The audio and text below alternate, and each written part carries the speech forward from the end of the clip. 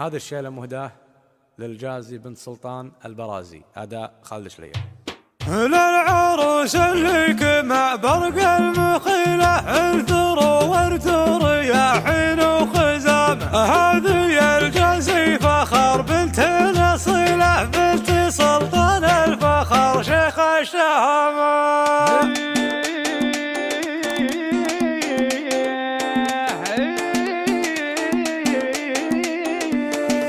للعروس اللي مع برق المخيلة انثروا واردوا رياحين وخزام، كاملة واخلاقها دايم نبيلة والفخر منها وفيها والفخامة، والفخر منها وفيها والفخامة، والحلا والملح فيها كل ليلة وخدها يلمع مثل برق الغمامة، واشيع بالزين ودروب فضيلة يا عسى على السعادة والسلام. هذه الجازي فخر بنت اصيلة بنت سلطان الفخر شيخ الشهامة، راعي المعروف شيال الثقيلة درعي جنبه باللقا يكرم حزامه، درعي جنبه باللقا يكرم حزامه، وامك اللي مجدها دايم تشيله الوفاء والطيب كاسبة وسامه، وفخوري باخوانك رجال النفيله ما تجيهم بالمواجب الملامه، من رجال ما تجيب الا الجزيله كاسبين من الفخر ذروة سلامه، يوم عام الخيل وسيوف صقيله عاشوا البرزان حامين الجهامه، روسكم من كل عز تنتمي له، هامة البرزان تعلو كل هامه، من مطير على الثلاث المستحيله الرجال اهل المراجل والزعامه، والله ان مطير بالمقف قبيله طيبهم معروفين